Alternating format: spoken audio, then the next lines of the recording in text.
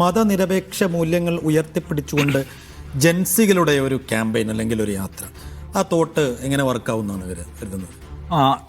എനിക്ക് തോന്നുന്നു ഇനിയൊരു സാധ്യത അത്തരം മൂവ്മെൻറ്റുകൾക്കാണ്.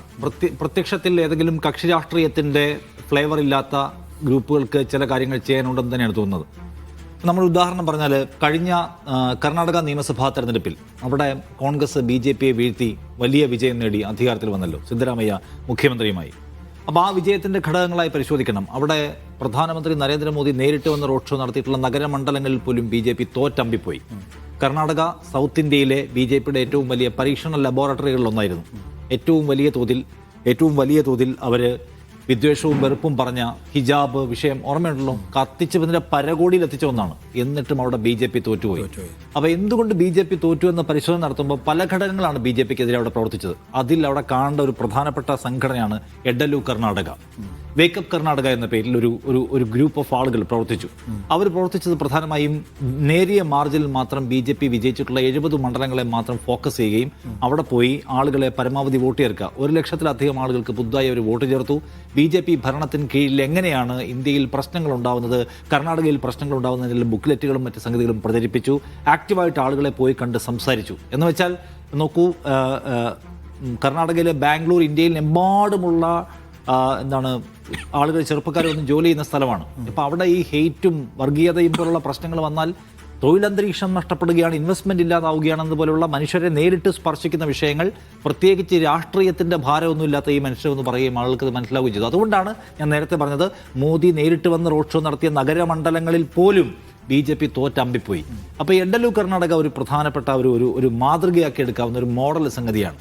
അവർ 70 മണ്ഡലങ്ങളെ കേന്ദ്രീകരിച്ച് പ്രവർത്തിക്കുന്നു. അല്ലെങ്കിൽ ഈ പറഞ്ഞ പോലെ 2 ലക്ഷത്തോളം പുതിയ വോട്ടർമാരെ ചേർക്കാൻ കഴിയുന്നു.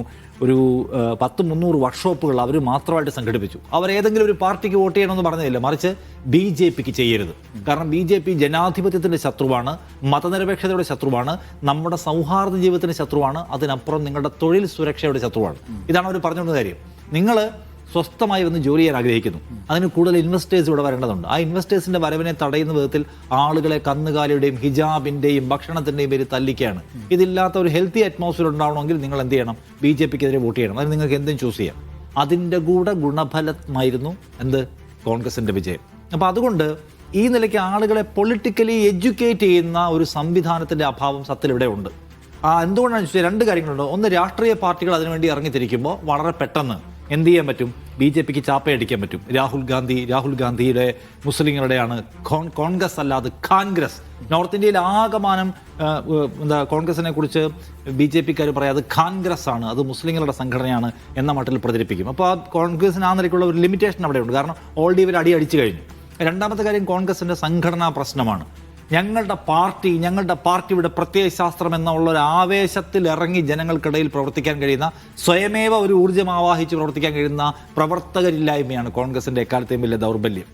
ഒരു തെരഞ്ഞെടുപ്പ് കാലത്തുണ്ടാകുന്ന ആവേശക്കൂട്ടമോ സോഷ്യൽ മീഡിയയിൽ കാണുന്ന ഒരു ബഹളമോ മാറ്റി നിർത്തിയാൽ എൻ്റെ പാർട്ടിയുടെ പ്രവർത്തന പരിപാടി, അതിനുവേണ്ടി ഞാൻ കയറി ഇറങ്ങേണ്ട വീടുകൾ എന്ന വികാരം കോൺഗ്രസ്സുകാരെ ഒരു കാലത്തും ഇന്ത്യയിൽ ഒരിടത്തും പൊതുവേ നോക്കിയാൽ ഭരിക്കുന്നില്ല. അപ്പോൾ അതുകൊണ്ട് ആ പ്രശ്നമുണ്ട്. ബാക്കിയുള്ളതെല്ലാം ലോക്കലി മാത്രം ശക്തിയുള്ള പാർട്ടികളാണ്. അതുകൊണ്ട് പുതിയ ഒരു മൂവ്മെൻറ്റ് ഉണ്ടായി വരിക. ആ പുതിയ മൂവ്മെൻറ്റ് അരാഷ്ട്രീയമായി നിൽക്കുന്ന, ഇന്ത്യയിൽ സംഭവിക്കുന്നത് എന്താണെന്ന് മനസ്സിലാവാത്ത ചെറുപ്പക്കാരടക്കമുള്ള ആളുകളെ എന്ത് ചെയ്യുക? എഡ്യൂക്കേറ്റ് ചെയ്യുക. 2 കോടി തൊഴിലവസരങ്ങൾ വാഗ്ദത്തം ചെയ്തിട്ടാണ് മോദി വന്നത്. പക്ഷേ റെയിൽവേയിൽ മാത്രം 3 ലക്ഷം തൊഴിലവസരങ്ങൾ വെറുതെ കിടക്കുകയാണ്. എല്ലായിടത്തും മോദി ആളുകളെ എടുക്കുന്നില്ല. സൈന്യത്തിൽ പോലും ആളുകൾ എടുക്കാതെ അഗ്നിവീർ പരിപാടി നടപ്പിലാക്കിക്കൊണ്ടിരിക്കുകയാണ്. പരമാവധി പ്രൈവറ്റൈസേഷൻ നടപ്പിലാക്കിക്കൊണ്ടിരിക്കുകയാണ്. നമുക്ക് തരേണ്ട ആനുകൂല്യങ്ങൾക്ക് പകരം 1.6 ലക്ഷം കോടി കോർപ്പറേറ്റ് നികുതി ഇളവ് വൻകിടക്കാർക്ക് കൊടുക്കുകയാണ്. ഇതൊക്കെ ആളുകളെ പറഞ്ഞ് മനസ്സിലാക്കണമല്ലോ. സോ അത് മനസ്സിലാക്കാൻ കഴിയുന്ന ഒരു കറക്റ്റീവ് ഫോഴ്സായിട്ട് അവർക്ക് വർക്ക് ചെയ്യാൻ കഴിഞ്ഞാൽ അത് ആ നിലയ്ക്ക് ഇന്ത്യയിൽ ഗുണമുണ്ടാക്കും എന്നാണ് എനിക്ക് തോന്നുന്ന ഒരു കാര്യം. അത് ഏറ്റെടുക്കാൻ കഴിയുന്ന, ഇപ്പോൾ അതിനകത്ത് റിസ്ക് എന്ന് ചോദിച്ചാൽ ഒരു ദീർഘകാല പരിപാടി അവർ ഏറ്റെടുത്തിരിക്കുകയാണ്. ആ പരിപാടിക്കൊപ്പം നിൽക്കാനുള്ള ഒരു ആൾക്കൂട്ടത്തെയും കൂടി അതിന് കിട്ടേണ്ടതുണ്ട്. മറ്റേത് ധർമ്മേന്ദ്ര പ്രധാനെ രാജിവെപ്പിക്കുക എന്ന് പറഞ്ഞ ഒരു സിംഗിൾ ഇവൻ്റ് ആയിരുന്നു. ആ ഇവൻറ്റിലേക്ക് എല്ലാവർക്കും വരാനും പങ്കെടുക്കാനും പോകാനും പറ്റി. മറ്റേത് കുറച്ചുകൂടി ലോങ് ടേം പ്രോസസ്സാണ്. ആ പ്രോസസ്സിൽ ആകമാനം പ്രവർത്തിക്കാൻ കഴിയുന്ന രാഷ്ട്രീയ ബോധ്യമുള്ള ആൾക്കാർ ദീർഘകാലത്തേക്ക് കിട്ടുക എന്ന് പറയുന്നൊരു വെല്ലുവിളി അതിൻ്റെ മുമ്പിലുണ്ടായിരിക്കും. എന്തായാലും ഒരു രാഷ്ട്രീയ പാർട്ടിയായിട്ട് മാറേണ്ടതില്ല എന്നവരുടെ തീരുമാനം ബുദ്ധിപരമാണ്. രാഷ്ട്രീയ പാർട്ടിയായി മാറുകയാണെങ്കിൽ വളരെ പെട്ടെന്ന് BJPക്ക് ഇതിനെ ലോക്ക് ചെയ്യാൻ പറ്റും, പല നിലയ്ക്ക് പറ്റും.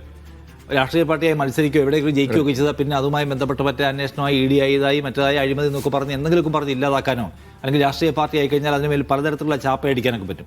അതില്ലാത്ത വിധമുള്ളൊരു സൂക്ഷ്മത അവർ കാണിക്കുന്നുണ്ട്. ബട്ട് മോദി വളരെ വിജിലൻ്റ് ആണെന്ന് എനിക്ക് തോന്നുന്നത്. ഈ പാർട്ടി എങ്ങോട്ട് പോകുന്നുള്ളത് വളരെ സൂക്ഷ്മമായി നോക്കും. കാരണം മോദി പരിക്കേറ്റ മനുഷ്യനാണ്. മുറിവേറ്റ സിംഹത്തിന്റെ ഗർജനം അല്ല ശ്വാസം ഗർജനത്തേക്കാൾ ഭയങ്കരമായിരിക്കും എന്ന് പറഞ്ഞ പോലെ. അല്ല, അതിലൊരു കാര്യമുള്ളതെന്ന് വെച്ചാൽ സോഷ്യൽ മീഡിയ ആണല്ലോ യഥാർത്ഥത്തിൽ CJP-യുടെ ഒരു പ്രധാനപ്പെട്ട ഇടം. അത് പിടിക്കാനുള്ള പ്ലാനിലാണല്ലോ ഇൻസ്റ്റയും ഉൾപ്പെടെയുള്ള സംഗതികൾ. ഇപ്പൊ തന്നെ സക്കർബർഗിനെ വിളിച്ചു വരുത്തി നേരിട്ട് മാപ്പ് പറയണം എന്നുള്ള ആവശ്യം ശക്തമാക്കിക്കൊണ്ടിരിക്കുകയാണ്. അത് വീഡിയോ മോദിയെതിരെ അബദ്ധത്തിൽ നീക്കിയതിന്റെ പ്രശ്നം മാത്രമല്ല, മറിച്ച് ഈ ഡൽഹിയിലെ ജന്തർ മന്ദർ പ്രൊട്ടസ്റ്റിന് ആവശ്യത്തിലധികമുള്ള വിസിബിലിറ്റി കൊടുത്തതിന്റെ മഹാവൈരാഗ്യം മോദിയുടെ ഉള്ളിൽ കിടന്ന് തിളയ്ക്കുന്നുണ്ട്. അതാണ് അതിന്റെ പ്രശ്നം. ഇനിയിപ്പോ പ്ലാറ്റ്ഫോമിനെ നിരോധിക്കുമെന്നാണ് പേടി. കാരണം അത് കാണേണ്ട കാര്യമാണ്. അപ്പോൾ ആ പ്ലാറ്റ്ഫോം നിരോധിച്ചാൽ അതിൻ്റെ കൂടെ ആ മെറ്റയുടെ കൂട്ടത്തിലുള്ളതാണ് ഈ പറയുന്ന വാട്സാപ്പ്. വാട്സാപ്പ് ഇവരുടെ ഒരു സ്ഥലമാണല്ലോ, ഇവരുടെ യൂണിവേഴ്സിറ്റി പ്രവർത്തിക്കുന്നത് അവിടെയാണ്. അപ്പോൾ അവർക്ക് അതേ തൊടാൻ പറ്റത്തില്ല. അപ്പം ഇൻസ്റ്റഗ്രാം കൂടി അങ്ങനെ ആക്കി തരണമെന്നുള്ള ഒരു ഭീഷണിയും സമ്മർദ്ദവും അവർക്ക് കൊടുത്തുകൊണ്ടിരിക്കുകയാണ്. അപ്പോൾ ഇതിൽ CJP നേരിടാൻ പോകുന്ന ഒരു വെല്ലുവിളി CJPക്ക് ജന്തർ മന്ദറിൽ കിട്ടിയ ഒരു വിസിബിലിറ്റി മെറ്റയിൽ ഇനി കിട്ടുമെന്ന് അവർ വിചാരിക്കേണ്ട. അതാണ്. ഇപ്പം നിങ്ങൾ നോക്കും, ഞാൻ വെറുതെ ഒരു കാര്യം പറയാം. ഇപ്പോൾ ഇൻസ്റ്റാഗ്രാം എടുത്ത് നോക്കിയാൽ ഇൻസ്റ്റാഗ്രാമിൽ നേരത്തെ E20യുമായി ബന്ധപ്പെട്ട ഫീഡുകൾ നിരവധിയായി വരുമായിരുന്നു. ഇപ്പം നിങ്ങൾക്ക് ഇൻസ്റ്റാഗ്രാം തുറന്ന് നോക്കിയാൽ E20യുമായി ബന്ധപ്പെട്ട ഒരു ഫീഡും ഇല്ല. അത് എന്ത് ചെയ്തിട്ടുണ്ട്? വെട്ടിക്കളഞ്ഞിട്ടുണ്ട്. നമ്മൾ ഹാഷ്ടാഗ് വെച്ച് കൊടുത്തു കഴിഞ്ഞാലും വളരെ പാടാണ്. E20 ജനതാ പാർട്ടി എന്ന് പറഞ്ഞാൽ ഇതിന്റെ തൊട്ടു പിന്നാലെ തുടങ്ങിയ ഒരു പാർട്ടിക്ക് അതിവേഗത്തിലായിരുന്നു അതിന്റെ ഇത് കൂടിക്കൊണ്ടിരുന്നത്. ഒരു 5 ലക്ഷത്തിൽ എത്തിക്കഴിഞ്ഞപ്പോൾ അത് അവിടെ നിന്നു. 1 മില്യൺ അടിക്കേണ്ട സമയം പണ്ടേ കഴിഞ്ഞാണ്. പക്ഷേ അതിന്റെ അട്രാക്ഷൻ ചവിട്ടിക്കളഞ്ഞിരിക്കുകയാണ്. അതായത് ഗവൺമെന്റിനെതിരായിട്ട് വരുന്ന വലിയ മൂവ്മെന്റുകളുടെ ഒരു പ്രധാനപ്പെട്ട ഇടമായിരിക്കുന്നു സോഷ്യൽ മീഡിയ. അവിടെ ഇപ്പം ഈ സക്കർബർഗിനെ വിരട്ടുന്നത് ഇന്ത്യ പോലെ ഒരു വലിയ രാജ്യത്ത് സ്വതന്ത്രമായി പ്രവർത്തിക്കണം എന്നുണ്ടെങ്കിൽ സർക്കാരിന്റെ താല്പര്യത്തിന് ഒപ്പിച്ച് നിന്നോണം എന്നുള്ള സന്ദേശം കൊടുത്തു കഴിഞ്ഞു. ആ സന്ദേശത്തിനൊപ്പിച്ച് മെറ്റ പ്രവർത്തിച്ച് തുടങ്ങുകയും ചെയ്തിട്ടുണ്ട്. കാരണം മെറ്റയുടെ ഇവിടുത്തെ പ്രധാനപ്പെട്ട പദവികളിലെല്ലാം ഇരിക്കുന്നത് സംഘ് പരിവാർ കേന്ദ്ര ഗവൺമെന്റ് നിർദ്ദേശിച്ച ആൾക്കാരാണ്. അവരുടെ നോമിനീസ് എന്ന് പറയാനുള്ള ആൾക്കാരാണ് അവിടെ ഇരിക്കുന്നത്. സോ അതുകൊണ്ട് ഇവർ നേരിടാൻ പോകുന്ന ഒരു പ്രശ്നം ഇനിയിപ്പോൾ ഒരു വെർച്വൽ സ്പേസിൽ ഇവർക്ക് ഉണ്ടാക്കാൻ കഴിയുന്ന ഒരു ആവേശത്തിന് ഒരു ലിമിറ്റ് കാണും. അതാണ് ജനങ്ങളിലേക്ക് ഇറങ്ങുക എന്നുള്ളതാണ്. ജനങ്ങളിലേക്ക് ഇറങ്ങുന്നതിന് അതിന് വളരെ കമ്മിറ്റഡ് ആയിട്ടുള്ള ആൾക്കാർ വേണം. അതിന് പലതരത്തിലുള്ള റിസോഴ്സസ് ആവശ്യമുണ്ട്, പൈസ ആവശ്യമുണ്ട്. ആ വെല്ലുവിളികളെ അതിജീവിച്ചുകൊണ്ട് ഇന്ത്യയെ തിരികെ കൊണ്ടുവരാൻ, ഇന്ത്യ എന്ന് പറയുന്ന രാജ്യത്തെക്കുറിച്ച് എന്തായിരുന്നു നമ്മുടെയൊക്കെ പൂർവ്വപിതാക്കന്മാർ കണ്ട സ്വപ്നം, ആ ട്രാക്കിലേക്ക് തിരിച്ചെടുത്തു വെക്കാൻ കഴിയുന്ന ഒരു വിദ്യാർത്ഥി മൂവ്മെൻ്റായിട്ട് ഇതിന് മാറാൻ കഴിയുമോ എന്നുള്ളത് വലിയ ചോദ്യമാണ്. അവരെ സംബന്ധിച്ച് അവർ നേരിടാൻ പോകുന്നത് ഒരു സാധാരണ ഭരണകൂടത്തെയല്ല. അവസാനത്തെ ഇന്ത്യ മുന്നണി യോഗത്തിൽ രാഹുൽ ഗാന്ധി പ്രസംഗിച്ചതുപോലെ ഞങ്ങൾ നേരിടുന്നത് ലെവൽ പ്ലേയിങ് ഫീൽഡ് തരാത്ത, ധാർമ്മികമായ ഒരു തരത്തിലുള്ള എൻഗേജ്മെൻറ്റും അനുവദിക്കാത്ത ഒരു സവിശേഷ രൂപിയായിട്ടുള്ള ഭരണകൂടത്തെയാണ്. അതിനെ തന്നെയാണ് അഭിജിത് ദീപ്കയും നേരിടാൻ പോകുന്നത്. ചില്ലറ പരിപാടിയായിരിക്കില്ല. പക്ഷേ അവിടെ ഇറങ്ങിത്തിരിക്കാനുള്ള അവരുടെ തീരുമാനം എന്ന് പറയുന്നത് ഒരു ഡെമോക്രാറ്റിക് വാല്യൂസ് ആൻഡ് മതനിരപേക്ഷ വാല്യൂസ് എടുത്തു വെച്ചിട്ടുള്ള തീരുമാനമാണ്. അതിന് മുന്നോട്ട് പോകാൻ കഴിയുമോ എന്ന് നമുക്ക് ഉറ്റുനോക്കാം. മോദി വെറുതെ ഇരിക്കുമെന്നും വിചാരിക്കേണ്ട.